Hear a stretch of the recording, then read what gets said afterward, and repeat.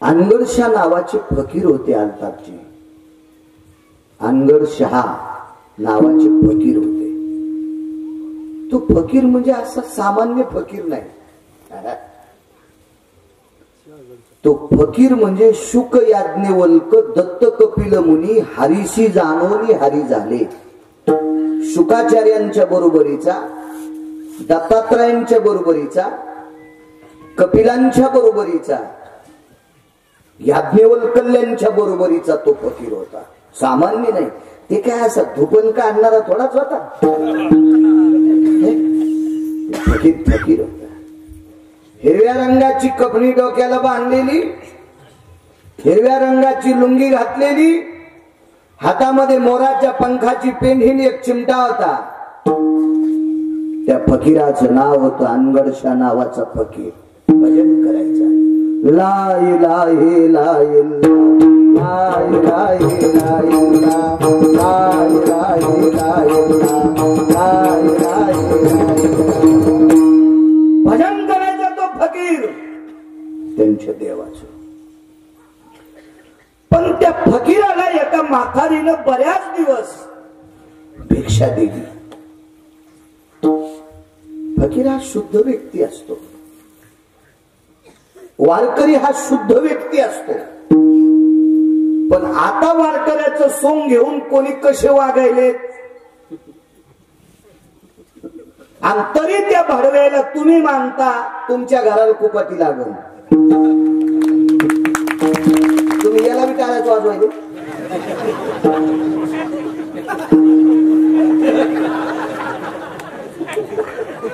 तुम्हाला एक सांगू का राजे, हे बा, गुन्हा करणाऱ्यापेक्षा, चुका करणाऱ्यापेक्षा चुका सहन करणारा हरामखोर असतो. चुका सहन करणारा भाडवा असतो. लक्षात ठेवा. तो धर्मासाठी घातक असतो. तो आपल्या कार्यासाठी घातक असतो. चुका करणाऱ्याला प्राधान्य द्यायचं नाही. किती विद्वान गायक असू द्या, जर तो दारू पित असेल आणि तुम्ही त्याला बोलून पैसे देत असाल तर बरोबर तुमचे लेकर सुद्धा दारू पिणार. कीर्तनाच्या स्टेजवर सांगायला. कारण ज्ञानोबा आहे, तुकोबा आहे, तुम्हाला मानणार नाहीत. मानणार नाहीत, तुम्हाला मानणार नाहीत. अरे या संप्रदायात का तुम्ही अशा लोकांना प्राधान्य देता? देऊ नका. मानणार नाहीत ज्ञानोबा आहे, तुकोबा आहे. मी मगाशी बैठकीत बोलून गेलो सदानंदी तुम्हाला की हा संप्रदाय निष्ठावंत लोकांनी टिकवलाय. काल परवाच्या 5-50 लाखाच्या टपराच्या गाडीत बसणाऱ्याने नाही टिकवला. हा संप्रदाय महिन्याची वारी करणाऱ्याने टिकवलाय. असे काही निष्ठावंत वारकरी आहेत. एका एकादशीला आळंदीला, एका एकादशीला पंढरपूरला, दुसऱ्या एकादशीला आळंदीला, त्याच्या पुढच्या एकादशीला पंढरपूरला अहोरात्र चालत येतो. अहोरात्र चालत. या निष्ठेनं परमार्थ करणाऱ्या निष्ठावंत वारकऱ्यांमुळं हा संप्रदाय टिकलाय. हा संप्रदाय टिकलाय. भंगाऱ्या भोंगाऱ्यांना भोखंडीवर घेता. पाप लागन तुम्हाला, पाप लागन. तुम्हाला एक सांगू, एका गावात गेलो सदानंदजी, तिथला एक माणूस म्हणला छकास कीर्तन करा. नाही तुझ्या बायकोची साडी नेसून नाचतो बडव्या. छकास म्हणते कीर्तन.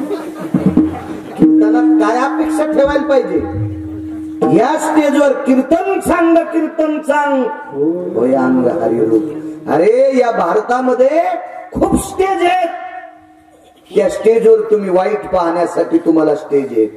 पण एकच विनंती करतो, तुमच्या बुटासकट पाया पडतो, कीर्तनाच्या, भागवताच्या, रामायणाच्या, प्रवचनाच्या स्टेजवर फक्त संप्रदाय बघा.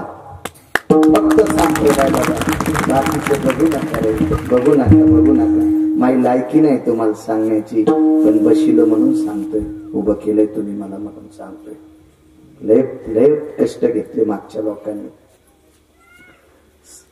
परवाला एका गावी गेलो. 59 वर्षापासून सप्ताह सुरू आहे. बाबांच्या पुण्यतिथीचा. 59 वर्षापूर्वी काय असेल सांगावर? होत्या का चपात्या खायला? असेल का नुकती? असल का शिरा, असल का बासुंदी, असतील का गुलाबजामुन, बाजऱ्याच्या कण्यान आमटीवर सप्ते केले हो. त्या लोकांना माना, त्या लोकांच्या किमतीमुळं त्यांनी परमार्थ टिकवलाय, म्हणून आमच्या सारख्या भंगिऱ्याला कीर्तन करायला भेटले. त्यांनी टिकवलाय. तुम्हाला सांगतो या टिकल्यावाल्याला, तुमच्या सासू सासऱ्यांनी 72च्या दुष्काळात मिलू खाल्ली, आंबाड्या खाल्ल्या, बरबडे खाल्ले, कण्या खाल्ल्या, आंबील खाल्ली, झाडाच्या पाला पिळून खाल्ला, पाला शिजून खाल्ला पाला, आणि तुम्हाला जमिनी टिकून ठेवल्या. म्हणून सासू सासऱ्याला जीव लाईजा टिकल्यावाल्या होत. तुमच्या सासून सासऱ्यानं 72च्या दुष्काळात जमिनी विकून जर गोव्याला गेले असते मजा मारायला, तर तुम्हाला नाशिकला इटा उचलायला जावं लागलं असतं. इटा. म्हणून सुनायला सांगतो, सासू सासऱ्याची सेवा करा. झोपीत भिताड अंगाव पडन, झोपीत झोपीत झोपीत मरून जाशील. डोरके, वचे, अंतिके, चतुरे, मंजुळे, चुरा होईल तो आज चुरा, भोगा होईल भोगा. सगळ्यात मोठा परमार्थ तोय, सगळ्यात मोठा वागणं हा सगळ्यात मोठं श्रेष्ठ काम. चला. अंगणशा फकीराला बऱ्याच दिवस भिक्षा दिली, पण रगीन फकीर होते. मस्तीतलं फकीर होत ते, महिमेतलं फकीर आहे. त्या मथारीने विचारलं, हे फकीर्या, ती मथारी का साधी असेल का? फकीर तिच्या हातचं जेवत होता म्हणलं. ते 3 टाइम नॅच करणार फकीर होत. ते कोणाच्या घरचं खात नव्हतं, आणि ते फकीर त्या माथारीच्या हातची भाकरी खायचं. ती माथारी निष्ठावंत तुकोबारायची श्रोता होती. परिसरात तुकोबारायचं कीर्तन असलं की ती ऐकायला जायची. इतकी सात्विक माथारी होती. काय त्यांचा महिमा वर्ण वारंवार सांगतोय. माथारीने विचारलंय, फकीरा पाया काऊन पडत नाही रे कोणाच्या? फकीराला मराठी कळत होती, पण बोलत हिंदीत होत. एक बुढ़ी मैं किसी के पैर नहीं छूता बोला, मैं किसी के पैर नहीं छूता, नहीं झुकता बोले किसी के पैर के ऊपर. काऊन नाही वाकत रे? मला आवडतच नाहीत म्हणे. मथारी म्हणली, रोगिलीस इतकं काय तू याकड? तो फकीर म्हणला, ये बुढ़ी हर दिन तू यही सवाल करती मुझे, क्यों नहीं झुकता, क्यों नहीं झुकता? मैं अभी झुकता बोले. ये कटोरा भर के किसी ने देना बोले. आटा अनाज देव, आटा देव, कुछ तो कुछ ये भर के देव बोले. कटोर होतं फकीराकडे, त्याच्यात 2.5 किलो धान्य बसत होतं. ताराच्या झाडाचं कटोर असतंय ते. जिंच्या पॅन्टीवाले उगे ऐका, तुमचं काम बैऱ्या माणसावानी. बैरे 2दा हसत येत, एकदा पुढचा हसल्यावर, एकदा कळाल्यावर.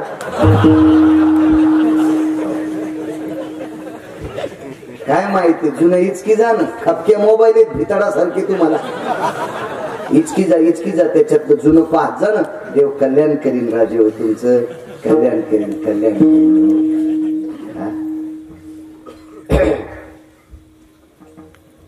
ते कटोरं घेतलंय बुड्ढी, हे जो कोणी भरून देईन मी त्याच्या पाया पडतो. म्हातारी म्हणली, जाय, गंजा श्रीमंत लोक आहेत, जाय त्या माग. तर त्या काळातला एक फार मोठा श्रीमंत व्यक्ती होते, चिंतामणी देव. बाप्पा गणपतीचे उपासक होते. बाप्पा गणपतीचे उपासक. गणपती त्यांच्या हातानं म्हणे नैवेद्य जेवत होते. एवढे अधिकारी होते, महात्मे लोक, सामान्य कसं म्हणता येईल त्यांना, फार मोठी लोक. आणि त्यांच्या दारात फकीराने अलग टोकली, रसुल्ले ला इलाही भिक्षा देवा. मधलं सोडून देतो, जाऊ दे, आपण पटकन जाग्यावर घेऊ. भिक्षा मागित. चिंतामणी देवाच्या लक्षात आलं, फकीर आला बरं. बैठकीतून पाहिलं तो फकीर दिसला. भगवान सूर्यनारायणाच्या प्रकाशाला लाजवी इतका तेजस्वी फकीर होता तो, इतका तेजस्वी. आचरणाचं तेज असते, आचरणाचं 900 एकरवाल्याचा फोटो एकीकून लावा, संतांचा फोटो एकीकून लावा, मान कोणा पुढे वाकती. याचं आचरणच धड नाही ना, म्हणून त्याच्या फोटोकडे मान वाकत नाही ना. आचरणच धड नाही, कोणाचे उदाहरण आणलेले देतच नाही. असा जाणू 900ची 1100 केली. आणि काय त्याच्या पुढे मान वाकल? मान वाकण्यासाठी का शुभ आचरण लागते. आचरण. फकीर आचरणशील होता. सुनबाई, फकीराला कटोरा भरून द्या. सुपात देत होत्या पहिल्या मावल्या माझ्या, सुपात देत होत्या, सुपात. आता मी तुम्हाला दोष देणार नाही, कारण मागणारी लोक सात्विक होते नो. मागणारी सुद्धा माणसं दर्जायुक्त होती, शुद्ध अंतकरणाची होती. आता काय मागताना गोड वागतून तेच ऐकलं की तिसराच कार्यक्रम करतो. म्हणून जीव कोणाला घाली जा माझ्या माईनं, पण पैसे कोणाला देत जाऊ नका, पाया पडतो तुमच्या. कारण पैसे चुकीच्या माणसाला जर गेले की त्याचं पाप तुमच्या संसारावर पडत असते, तुमच्या संसारावर. म्हणून माझ्या 18 मालकांपैकी एका मालकाचा पुरावा आहे, सर्वाभूती द्यावे अन्न आणि द्रव्य पात्र विचारून. पैसे मात्र त्याची सगळी बायडाटा कुंडली काढूनच त्याला दिले पाहिजे. नाही तर सोंग घेतलं साधूचन, पैसे दिले आणि त्यानं ती घरी जाऊन एखादी रंगारंगाचं पाणी जर पिलं आणि लेकरा बाळाला जर मारलं तर पैसे देणाऱ्याच्या बोकांडीवर पाप पडत असतो. म्हणून पैसे कोणाला नाही द्यायचे, लायक संपन्न माणसाला देत जा. हो, कोणाला नका देत जा. आपले पैसे वायफट ठिकाणी गेले नाही पाहिजे. असो, भरून द्या म्हणले कटोर. बोऱ्या भरलेल्या होत्या. एका कोपऱ्यात रास पडलेली होती गव्हाची. आंबर फुल झालते. आंबर असतो घरात आणि पेव असतो दारात. पेव दारात असते आणि आंबर घरात असतो. आंबर घर बांधतानाच खालच्या मजल्यात त्याच्यासाठी एक हाऊत करून वरी छत टाकून त्याला एक चौकट करून त्याला दरोजा करून बरोबर त्याच्यात त्याला आंबर म्हणायचं आणि बाहेर मानी करून खाल्ल्या जातो त्याला पेव म्हणायचं. आंबरही भरलेली होती. कोपऱ्यातल्या बोऱ्यामध्ये त्या पोतड्यामध्ये पोतं घातलं आणि 3-4 किलो गहू घेतले त्याच्यात. कटोऱ्यात बसत होते 2.5 किलो. 4 किलो गहू त्या याच्यात घेतले, पण फकीराच्या कटोऱ्यात टाकले की इतकेच होतो. ती बाई म्हणली, बाई मी गहू नसतीन घेतले का काय ग जास्त? आवाज मोठा करा. मी तर भरून घेतलं होतं सुख, मला कळालंच नसल. तिनं पुन्हा एकदा आता पोत्यात नाही बोलिलं, कोपऱ्यात रास पडली होती ती रासच त्याच्यातच सूप घातलं आणि 5-6 किलो गहू घेतले. तितके टाकले, चमच्यावरच होऊ लागले. आणि सासऱ्यानं सांगितलं कटोरं भरून दे, म्हणून तिनं 5-25 पोते गहू टाकले तरी चमच्यावरच होऊ लागले. त्याला म्हणते फकीर, ब्रह्मवेत्याच्या अधिकाराचा फकीर. गडी गुडी आणले, चक पोते टाकले, चक. मागून एक गडी लई शहाण होत. ते म्हणला सगळं फकीराला द्यायला आपल्याला काय, आपल्याला महिन्याला चंदी लागत. गडी हुशार, तेव्हापासून काम करणार माणसं लय चतुर महाराज, लय हुशार, लय हुशार. आणि मग सांगितलं, मालक आंबर सगळे रिकामे झाले, बोरे रिकामे झाले, कोपऱ्यातल्या राशी टाकल्या, पण फकीराचं कटोरं नाही भरलं. चिंतामणी देव बाहेर आले आणि फकीराला वाकून प्रणाम केला. फकीरजी माफ करिए, मैं नहीं भर के दे सकता. तर फकीर म्हणला, वेळ काऊन घातला आतापर्यंत माझा वाया? 4 घंटे झालं मला उभं केलंय. कटोरा भरून देता येत नव्हतं तर कशाला उभं केलं? घ्या तुमचे गहू. फकीराच्या कटोऱ्यात टाकल्यावर छटाक भर आणि कटोरं खाली रिचिल्यावर दरुजा झाकला. एवढा टिकल पडला गव्हाचा. वापस आलं फकीर तन तन तन तन करी, हे बुद्धी इशिले किसी के पैर नहीं छोटा बोले मैं. म्हातारी म्हणली लय तन तन करू नकोस मेल्या, तो कटूर भरून द्यायची ताकद तुकाराम महाराजाची आहे. आणि मग फकीर देहूला आले. अनगडशा फकीर, अनगडशा फकीर देहूला आले. आणि देहूला आल्याच्या नंतर विचारलं तुकाराम महाराजांचं घर कुठे? वट्यावर बसलेले काही असतेत ना धसकटे, गेले शहाणे थोडेच असते, इचके अवलादी गेले शिस्तीत असतात का? दुसऱ्याच्या खपल्या काढणार. हे मागच्या जन्मात कावळ्याच्या जन्माला होते बडवे. भले चाललो फकीर तिकडं, काय देईन काय माहिती ते काय लक्षात येणार आहे ना. ज्याच्या गावाला गंगा त्याच्या गुडघ्याला सांगा, त्याला काय करणार होता तुकोबारायचा महिमा, तुकोबाराय काय होते ते. अख्खं गाव सोडून दिलं, फकीर चाललं म्हणे तुकाराम महाराजाचं घर कुठे आहे, काय देणार आहेत ते तुकाराम महाराज. तुम्हाला काय माहिती चोंबळ्या होत त्या महात्म्याकडे काय आहे. तुम्हाला एक सांगू का, आपल्या भारतातल्या लोकांना खरा माणूस गेल्यावर कळतोय, अगोदर नाही कळत. हे आपल्या मातीत ताकदच ती काय काय अन्नात दोष काय माहिती. ती माणसं गेल्यावर आपण त्याचे फोटो बितडावला येतो. ज्या महात्म्याच्या पुण्यतिथीचा सोहळा यायला काही कमी त्रास दिला असेल त्या काळात, भगवान बाबांना कमी त्रास दिला असेल. इतिहास पाहत मी बघा, त्रास देणारी कोण होती? आपलीच होती ना. ज्ञानोबरायला त्रास देणारी आपली, तुकोबरायला त्रास देणारी आपली, पैठणच्या मालकांना त्रास देणारी आपली.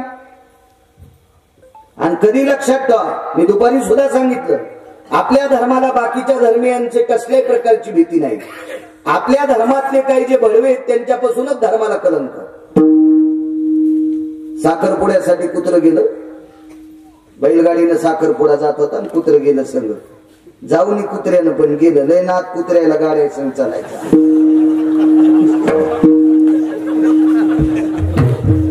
पाचवडला बाजाराला बैलगाडी चालली की निघलंच कुत्रं शेपूट खाली, आणि पुढच्या गावातलं कुत्रं दिसलं की मग आखा खाली चलत. इकडं चाक त्या कुत्र्याला आणि इकडं चाक ह्या कुत्र्याला मधात येऊ देत नाही, पुढून बैल येऊ देत नाही. तर ते पुढच्या गावातलं कुत्रं म्हणलं बाहेरीन तू सोय पाहतो, ते म्हणलं आलो असतो पण बैलाला गाडी वळण. असे लय कुत्रे म्हणते मीच गाडी वळितो, तू उद्या मर ना, गाडी चलतीच सुमल्या. हे कुत्र साखरपुड्याला गेलं. साखरपुड्याला गेल्याच्या नंतर मालकापाशी शेपूट हल्ला लागलं. पोरीच्या बापाच्या लक्षात आलं आपल्या युवाचं कुत्र आहे. मग पोरीच्या बापानं टीलचं टोपलं, त्याच्यात लिटर भर दूध, 2 पोळ्या कुस्करल्या. टब्या नाव होतं कुत्र्याचं. त्या टब्यानं 2 चपात्या लिटर भर दूध असं चपकून आणलं. आणि मग पोरीच्या बापाने व्यायला सांगितलं, व्या ही रस्त्याने चोर मारते, आजचा मुक्काम करा, पहाटे 5 वाजता तोंड धुतल्यावर गाड्या काढा. आणि मग त्या कुत्र्याच्या मालकानं सांगितलं, टब्या आम्हाला मुक्काम करायचा, तुझ्यावर वाडा सांभाळायला. आणि मग कुत्र वापस आलं. कुत्र वापस आल्यावर दारा पुढे गादी गिदी टाकलेली होती. लय कुत्रे नशिबवाने आहेत, लय कुत्रे नशिबवाने आहेत. आणि बऱ्याच कुत्र्याला पण कळत नाही कुत्रे कुठे बसवा. 55 लाखाची गाडी घेतली एका कुत्र्यानं, ती गाडी चालवायला आणि मालकाच्या सीटवर कुत्र बसलेलं होतं. म्हणजे बऱ्याच कुत्र्यांना पण कळत नाही कुत्रे कुठे बसवा. 55 लाखाची गाडी घेतली बापमशीच्या कोठ्यात आणि कुत्र माल सीटवर बसलेलं. अशी काही काही कुत्रे आहेत. उताळाय त्याचा पण. आणि मग ते कुत्र तिथं बसलं तर मग गल्लीतले कुत्रे आले, म्हणले टब्या काय झालं रे? सरे तोडेन त्याचे लोळगे. कुठं गेलता? साखरपुड्याला. अरे माणसं आगाव आहेत म्हणला, तू माणसाच्या कशाला नादी लागो तू, आणि कशाला गेला म्हणला माणसाच्या साखरपुड्याला. मोगड्या वासा म्हणला, माणसानं दुधन पोळी खाऊ घातली. मग इतकं कोण तोडलं? आपल्याच भावकीनं. कुत्र वापस येताना त्याला कोण तोडलं माहितीये का? कुत्रेनच. धर्माला घातक आपलेच कुत्रे राहतील. यायला सावध करा. करणे पाखांड खंडन, हेची आम्हा करणे काम, बीज वाढवावे नाम. त्या पाखंड्याचं खंडन करणं मत. आपल्यात जे काही चुका करणारी लोक हे शोधा. यांना सावध करा, चूक करू नको रे बाबा, चुक आहे, वागणं तुझं चुकीचं आहे, नको करू असं. हे लोक तुझ्या पाया पडते तर कीर्तन करा, तू तंबाखू खाऊ नको ना. मस्त भजन म्हणतो, चालू भजनात तंबाखू घोंगडी खाली, घोंगडीला डाग पडले तुझ्या तंबाखून सोंगळ्या. हा तर तू भजन ऐकणाऱ्याला कुठे कुठे डाग पडतील याचा मेळ तरी आहे का? विठाला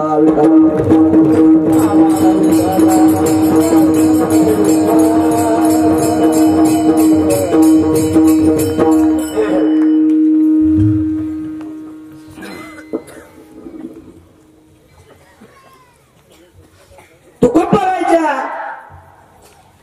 घरी फकीर गेले, अलग ठोकली, भिक्षां देहि मा. तुकोबरायच्या कन्या भांडे घासीत होते, आईसाहेब भाकरी करीत होते. जिजाबाई, माय ए माय, माय शब्द किती गोडे बघा ना लेखने. हे आई ग, किती शब्द गोडे. मम्मी, असं पेट्रोल निघल्यावानीच नाही का, जसा जाळच निघलाय, जाळच. आपल्या सवय लागली घरच्याचा इथं शेजाऱ्याचा भांगणीत. ते इंग्रज गेली तरी अजून त्याचे शब्द आपल्या बोकांडीवर टाळू रगडायत लागले, केस थोडी नाही डोक्यावर त्या शब्दाने. आपले शब्द वापरीचे आपले शब्द लय ताकद शब्दात. माझा मराठाची बोल कौतुके, अमृताते ही पैजा जिंके, आणि आयशा अक्षरे रसिके मेळवी. हे मराठीची नगरी ब्रह्मविद्येचा सुकाळू करी. आळंदीतल्या मालकांचं वाक्य राजू हे. बाकीच्या भाषा शिकू नका असं म्हणत नाही, पण घरी बोलत असताना आपल्या बोला ना, आपल्या बोला. काय जिभेला किडे चावतात का आपल्या? आपलं जतन केलं पाहिजे, आपलं जतन केलं पाहिजे, मग वाढत असतो धर्म. असो माय, दारात एक बाबा आले, आईसाहेब पलिकून होत्या, भाकरी टाकू लागले, सगळं पीठ काठ होती तरी चिरले. काय त्यांचा महिमावरून वारंवार सांगतो. विचारलं, बाई कसे दिसतेत ग ते बाबा? हिरव्या रंगाचा कपडा डोक्याला बांधलेला आहे, हिरवाच कपडा कमरेला गुंडाळलेला आहे, हातामध्ये कटूर आहे, एका हातात चिमटा आणि त्याच हातामध्ये मोराच्या पंखाची पेंडी. बाईसाहेबांनी सांगितलं, बाई त्यांना फकीर बाबा म्हणतात. काय देते बाई? बाई एखादं पानग देऊ का? माय नको ग, पाणी टाकलेली वस्तू फकीराला देऊ नये, कोरडा शिधा द्यायचा आहे, आणि आपल्याकडे कोरडा शिधाच नाही. भांडे घासता घासता अंगाला हात पुसला, हात ओलसर होता. असं वाटलं गरिबीमुळे आई देत नसेल, म्हणून तुकोबरायच्या धर्मपत्नीची तेजस्वी कन्या, तुकोबरायची तेजस्वी कन्या, या माऊलीनं पिठाच्या गाडग्यात हात घातला. पिठाच्या गाडग्यात हात घातला, त्या गाडग्यात काहीच नव्हतं, पण हाताला पीठ चिटकेल, पांढरं पांढरं कण चिटकेले. तुळशी वृंदावनापाशी अनवरशा फकीर उभे होते. जिजाबाई आल्या, फकीर कदरून कदरून कदरून खाली बसलो. मांडी खाली चिमटा, मांडी खाली मोराच्या पंखाची पेंढी, मांडी घातली, पुढं कटुर ठुलं, आणि तुकाराम महाराजाची वाट पाहत फकीर बसलो होतो. कारण फकीराला पक्क माहित होतं, जी म्हातारी बोलती कधी खोटं बोलत नाही. त्या म्हातारीनं सांगितलं तुकाराम महाराजाच्या घरी तो कटोर भरून मिळाल. आणि मग चिमुकल्या कन्या आल्या तुकोबरायच्या आणि हात जोडले. फकीर बाबा, आवाज, फकीर बाबा, माझे बाबा घरी नाहीयेत. फकीर बाबा, आमच्या घरी तुम्हाला देण्यासारखं काही नाही. फकीर बाबा, टोपल्यामध्ये 2-4 पानगे आहेत, पण पाणी टाकून केलेली पानगे, आणि पाणी टाकलेली वस्तू तुम्हाला देत नसतात असं आमच्या आई म्हणतात. फकीर बाबा, फकीर बाबा, माझे बाबा असते तर तुम्हाला रिकाम्या हाताने जाऊ दिलं नसतं. फकीर बाबा, फकीर बाबा, एवढ्या वेळेस माफ करा, तुम्हाला देण्यासाठी आमच्याकडे काही नाही. फकीर बाबा, खळा खळा डोळ्यातून पाणी आलं आणि हात जोडले. फकीर त्या चिमुकल्या मुलीकडे पाहत होते. काय सात्विकता आहे, काय धर्मशीलता आहे, काय पावित्र्य, काय वाणिज्य शक्ती आहे. चिमुकली कन्या असताना माझ्या भारत देशातली, माझ्या महाराष्ट्राच्या मातीतली, माझ्या तुकोबारायची कन्या एका फकीराला हात जोडते, सांगते, दादा आमच्याकडे तुम्हाला देण्यासाठी काही नाही, आम्हाला माफ करा. आईनं सांगितलं होतं, बाई फकीर हा ब्रह्मविद्याच्या अधिकाराचा असतो आणि हा जर रिकाम्या हाताने गेला तर आपल्याला शाप देईल, म्हणून हात जोडले. फकीर बाबा आमच्याकडे काहीच नाही, काहीच नाही. नुसतं फकीर बघत होता आणि हात जोडल्याच्या नंतर हाताच्या खाली फकीर बाबाचं कटोर होतं. कटोर होतं फकीर बाबाचं कटोर. मगरजी हाताला चिटकलेले काही कण त्या कटोऱ्यात पडले तर फकीराचं कटोर भरून होतं गेलं, भरून होतं गेलं, सांडून गेलं कटोर, सांडून. त्या फकीराने सांगितलं, बहनजी आता बहनजी मैं आता. जी फकीर बाबा या. फकीर बाबा आम्ही काही देऊ शकत नाही तर आम्हाला आशीर्वाद देऊन जा, आम्ही गरीब माणसं आहेत. फकीर बाबा आम्हाला आशीर्वाद देऊन जा. जी बहनजी आता मैं. आणि मग फकीर बाबानं बसल्या बसल्या उठल्याच्या नंतर कटोऱ्याला हात लावला तर कटोरं जड झालं. खाली पाहिलं, इन्शाअल्लाह ला इलाही ला इल्लाह रहीमिल्लाह बिस्मिल्लाह इंशाअल्लाह ला इलाहा इल्ला इल्लाह. आप तुकाराम है? बहन जी आपका नाम तुकाराम है? चिमुकल्या कन्येनं सांगितलं, फकीर बाबा तुकाराम महाराज माझे बाबा आहेत. कटोर खाली टेकलं, हातात मोराच्या पंखाची पेढी घेतली आणि तुकोबारायच्या चिमुकल्या मुलीचे पाय फकीर मोराच्या पेढीनं झाडीत होता. तुकाराम महाराज किती श्रीमंत आहे त्याचं काय डोकं लावावा. ज्या तुकोबारायच्या कन्येने एका वारकऱ्याच्या पोरीनं भरलेला हात झटकल्याच्या नंतर, एक कणभर पीठ भरल्याच्या नंतर फकीराचं कटोरं भरत आहे, हजारो क्विंटल टाकल्याच्या नंतर भरत नाही, पण एका वारकऱ्याच्या पोरीनं कणभर पीठ टाकल्याच्या नंतर भरत आहे. ही त्यांच्या मुलीत ताकद आहे.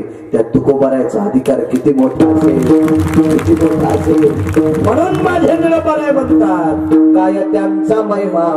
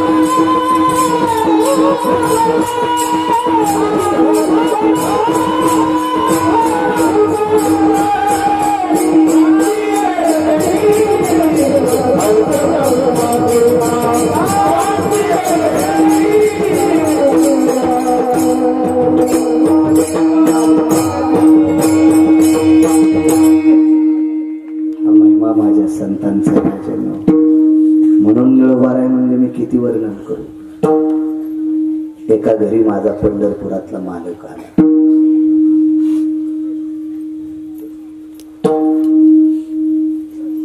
सोबत एक जण होते. गरुडाला सोबत घेतला असेल, अजून कोणी एखादा सोबत असेल, पण वारकऱ्याच्या रूपात आल्याबरोबर पाय धुवायला पाणी दिलं, बसायला टाकलं. आपल्याकडे आदर आतिथ्य करण्याची पद्धती, पाय धुवा, बसायला टाकणे, पाणी दिलं. दूध घेता का, सगळं काही विचारलं. आणि मग विचारलं, महाराज 9-9:30 वाजली पहाटेची, तासा 2 तासात स्वयंपाक होईल, आपण जेवून जा सगळे बॉ. असं ज्यांच्या घरी गेले त्या वारकऱ्यांनी घरी आलेल्या वारकऱ्यांना असं म्हटलं, जेवून जा, जेवून. ठीक आहे. काय करायचं जेवायला? पुरणपोळीचा स्वयंपाक करा. वा. लक्ष्मी, जी मालक, जी म्हणणारी बाई तुमच्या तिथे कोणी बसलेली आहे का? नवऱ्यानं आवाज दिला. कोणी एखाद्या शेजारणीनं सांगा, नवऱ्यानं आवाज दिला. ही बाई जी म्हणती, मी तिच्या चपलाच्या पाया पडतो. चपलाच्या पायावर पाणी टाकून पाय पाणी पिऊ, चपलाच्या पाया पडतो. जी म्हणती की एखादी बाई. आणि काय येडेवाणी करता, सक्रातीच्या दिवशी इशीच गाडगे घेऊन फिरता.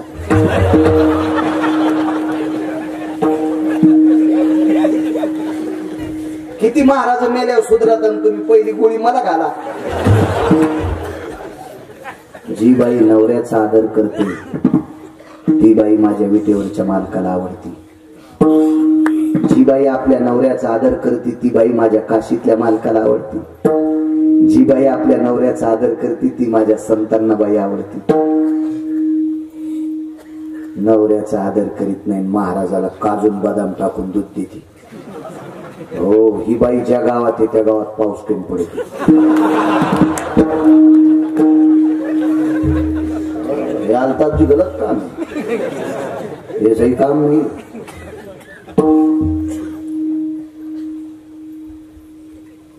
लय मोठा परमार्थ माझ्या माईनं. आपल्या पतीला देव मानायचं, दुसरा परमार्थच नाही कुठला. काही नाही. नवऱ्याला ओस करीती, लवंगा उपास धरीती.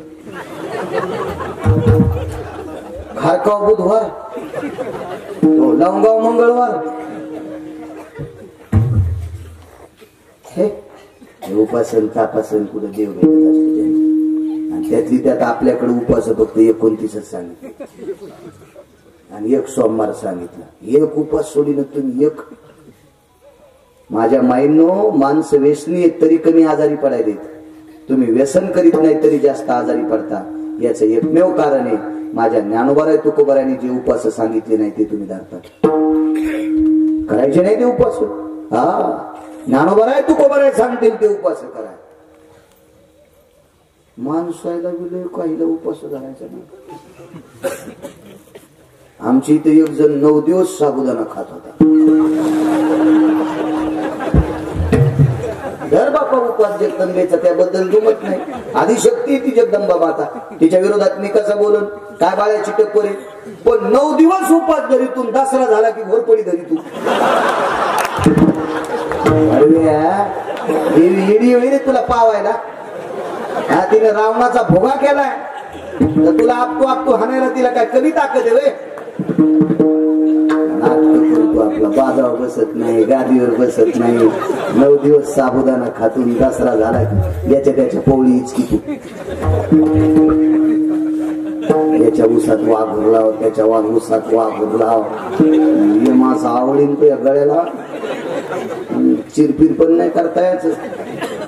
नाटका परमार्थ देवाला नाही आवडत. चला,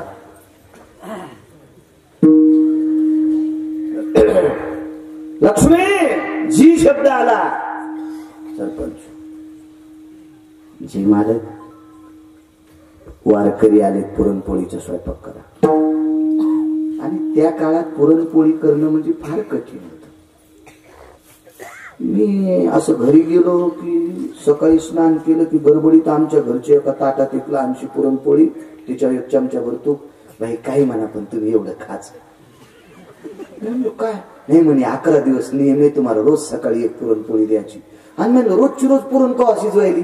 नाही म्हणली मागच्या महिन्यातच शिजेल. तेव्हा माझ्या बायकोर घेतल्यावर तुमची लय खसखस पिकली.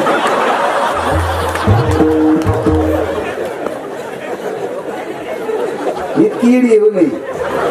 अरे तुम्हाला राग येईन म्हणून मी तिच्यावर घेतलं, तुमचं पिळायलोय हे ध्यानात ठेवा.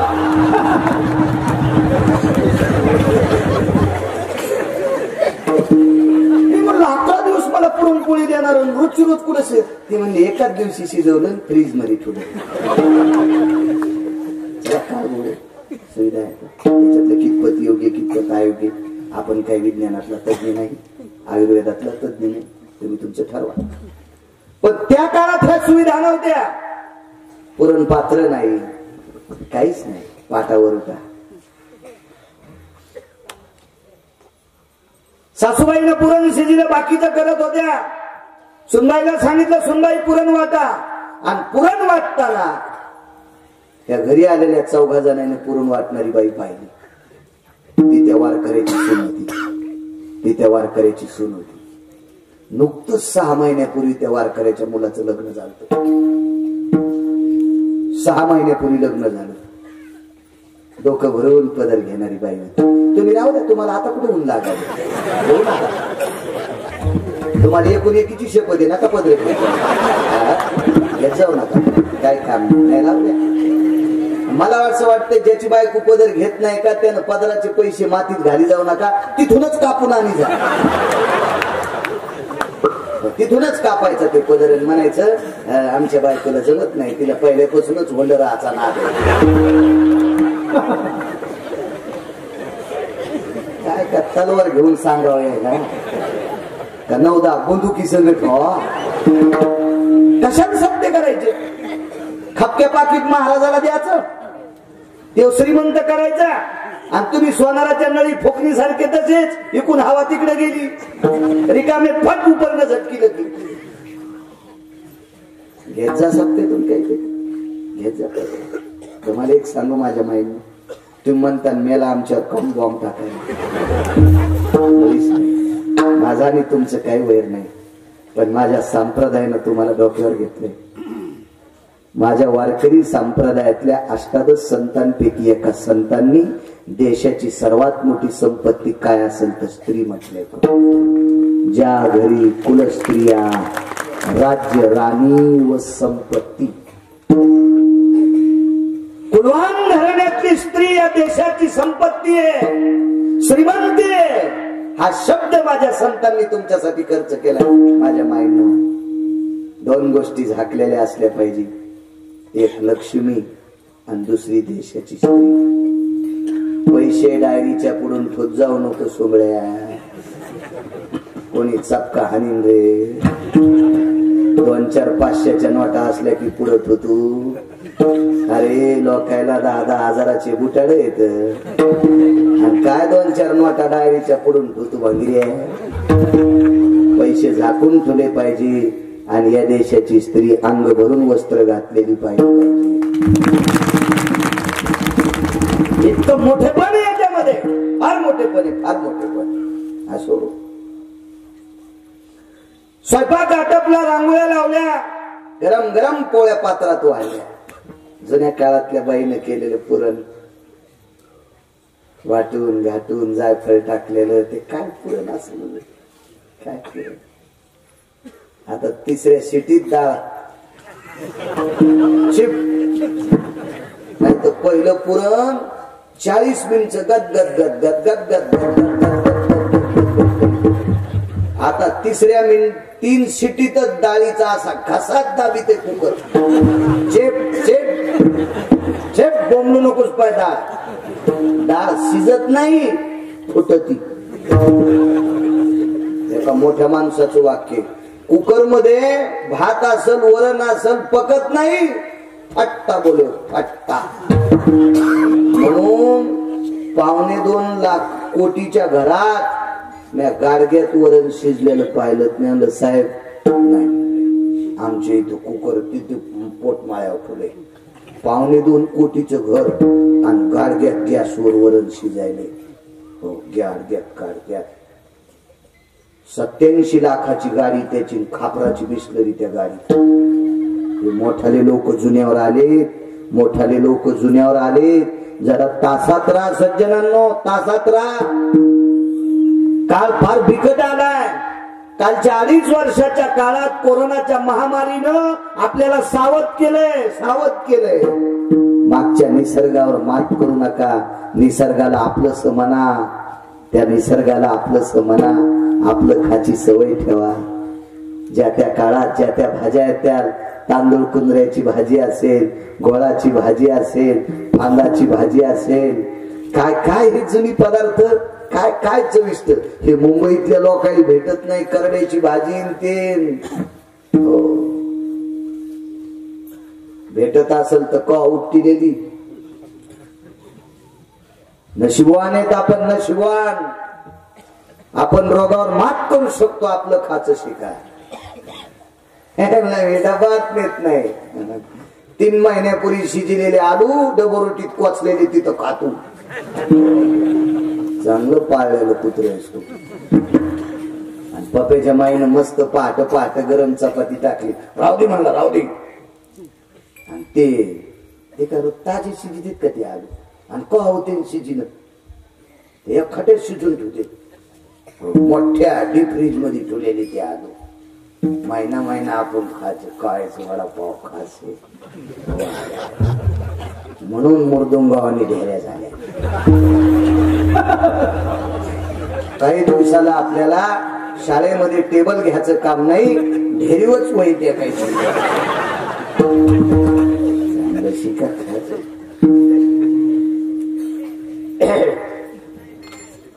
लावली ताट, पण ताट लावत असताना 4पैकी 1 जण म्हणला जेवायला दक्षिणा पाहिजे.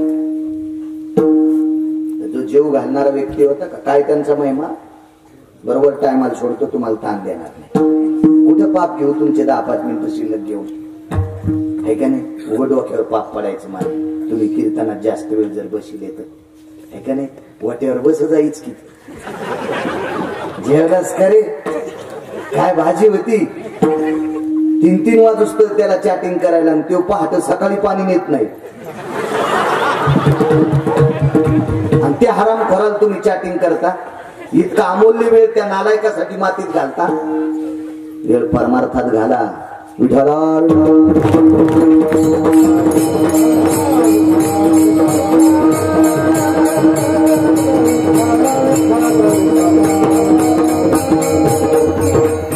मला दक्षिणा पाहिजे. आजही कुठं कुठं जेवायला बसलं की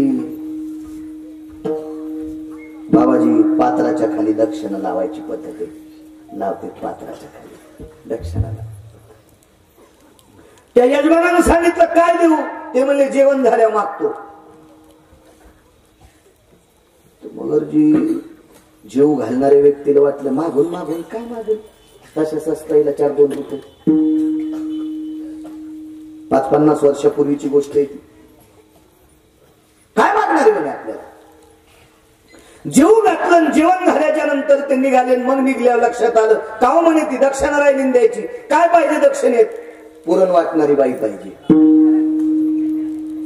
जिने पुरण वाटलंय का ती बाई पाहिजे. ती त्या वारकऱ्याची सून होती. ती त्या वारकऱ्याची सून होती. 6 महिन्यापूर्वी मुलाचं लग्न झालं. कशी सून दान करायची.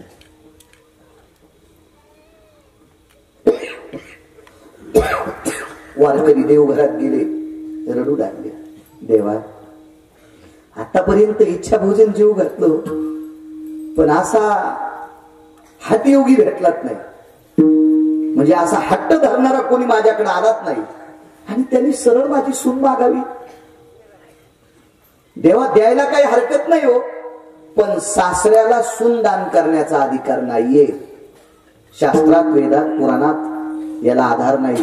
सासरा सुनबाईला दान करू शकत नाही ही धर्माची परंपरा आहे. याच्या पलीकडे सांगू का, नवऱ्याला सुद्धा बायको दान करण्याचा अधिकार नाही. कारण शास्त्र असं सांगते, लालनात पालयन्ते भार्या ताडनात नैव पालयन्ते भार्या. लालनात पालयन्ते भार्या, पत्नीचं पालन हे लालनात करायचे, ताडनात नाही.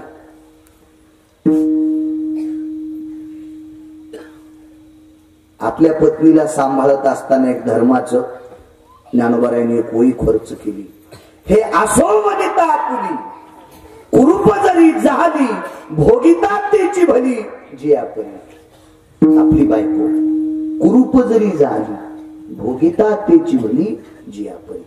तिला देवी मान, तिला जगदंबा मान, तिला लक्ष्मी मान, तिला सर्वस्व मान आणि तिचा स्वीकार कर, असं धर्म सिद्धांत. तिला दान करण्याचा नाही. रडत बसले. बाईसाहेब गेल्या, काय झालं काय नाही म्हणे. आज आलेल्या वारकऱ्यांनी आपल्या सुनबाईला मागितलं, तेही नवऱ्या पैसे रडत बसले. काय करा, कसं शक्य. ती बाई भांडेच घासीत होती.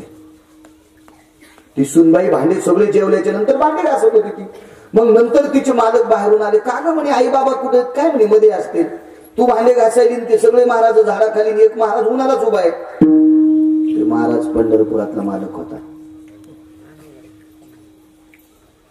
फक्त वेश वारकऱ्याचा घेतलेला होता. ते महाराज कस काय उन्हात येत ग, काय म्हणे मला काही माहित नाही. ती कशाला बोलत नवीन बोलली.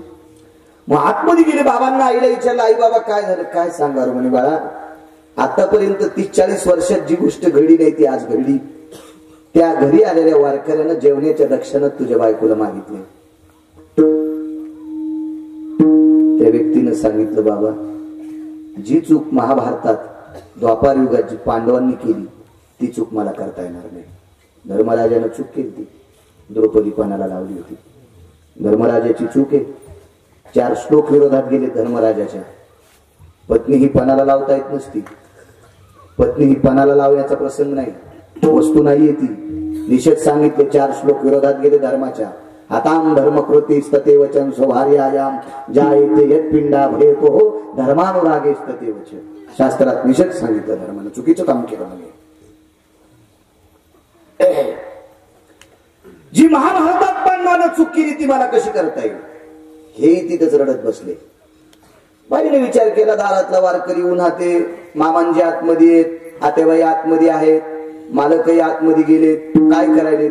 पाहिलं तर सासरे रडायलेत, सासूबाई रडायल्यात, नवराई रडायला. काय झालं मामांजी, बोला ना सासरा.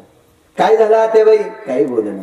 नवऱ्याला बाजूच्या घरात घेतलं आणि पती परमेश्वराचं दर्शन घेतलं आणि सांगितलं, मालक तुम्हाला विनंती आहे, आई बाबा का रडतात, तुम्ही का रडतात, त्याचं कारण सांगा. काय सांगावं तुम्ही त्या नवऱ्याला. लक्ष्मी, दारातल्या वारकऱ्यांनी जेवणाच्या दक्षिणेत तुला मागितले म्हणून आई बाबा रडायलेत आणि मी तुला दान देऊ शकत नाही याच्याकरता मी रडायलो आणि तो वारकरी जात नाही. करायचं काय. त्यागाचं प्रतीक आहे लोकांचं. काय त्याग असेल या लोकांचं कल्पना करा. पण तिनं सांगितलं, मालक आतापर्यंत तुमच्या घरी आलेला वारकरी कोणीच विनमुख झालेला नाही आणि हा वारकरी विनमुख होऊ नये याच्याकरता दक्षिणात त्यांनी मागितलंय. मी जर जाण्यासाठी तयार असेल तर आपली हरकत आहे का. काय हरकत नाही, तुझी इच्छा. आतमध्ये गेल्या, हातपाय धुतले, पातळ बदललं, कोरं पातळ घातलं आणि मालकाचं दर्शन घेतलं. आधी नवऱ्याचं दर्शन घेतलं आणि देवघरामध्ये सासरे पडलेले होते. मामांजी, मामांजी उठा. मामांजी म्हणले सासऱ्यांना, मामांजी उठा.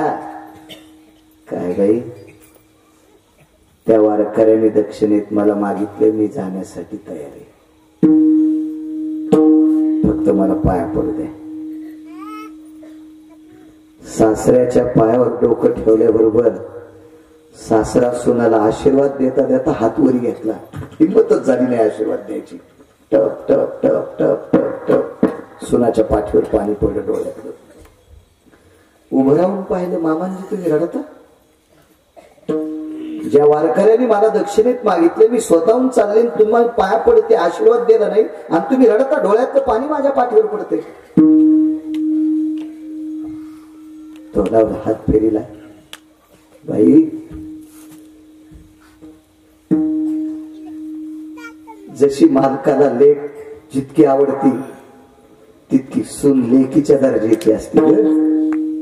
अगं माझी लेक दुसऱ्याच्या घरी गेली, माझ्या मुलाची धर्मपत्नी म्हणून आलीस, तू आमच्यासाठी लक्ष्मी आहेस, आमच्यासाठी जगदंबा आहेस, आमच्यासाठी देवी आहेस, आमच्यासाठी आमची मुलगी आहेस. आणि आमच्या घराण्याची परिस्थिती पाहून तुझ्या बाबांना आमच्या घरी दिले. आणि उद्या जर कळालं आमच्या घराण्यातल्या लोकांनी सून दान केली तर सगळी लोक थुथू करतील आमच्यावर. काय सांगणारे मी पाहुण्या रावण्यात, काय बोलणारे प्रतिष्ठित वारकऱ्यात. मामांजी काळजी करू नका, सगळ्या गोष्टी गोड होतील. मी पुन्हा एकदा पाय पडते, मला आशीर्वाद द्या. आणि पुन्हा एकदा पायावर डोकं ठेवलं, पण आशीर्वाद नाही भेटला. हात पाठीवर टेकायची हिंमत होत नव्हती, फक्त डोळ्यातून पाणी पडत होतं. तिसऱ्यांदा असंच केलं. चौथ्यांदा सुनाने डोक्यावरच्या पदराचा एक कोपरा हातात धरला आणि सासूचे सासऱ्याचे डोळे पुसले. सासू सासऱ्याला दुःखातून मुक्त करणाऱ्या फक्त 6 सुना जन्माला आल्या. सासऱ्यांचं त्यांनी सासूचं सासऱ्याचं रन्न बंद करणाऱ्या 5-7 सुना आहेत. एका ठिकाणी 9 सांगितल्या, एका ठिकाणी 14 सांगितल्या. कायम स्वरूपी सासू सासऱ्याला रडिणाऱ्या कुंटाला सुना आहेत. पण सासू सासऱ्याच्या डोळ्यातलं पाणी पुसणाऱ्या मात्र ठराविक सुना, त्याच्यातली ही एक सून आहे.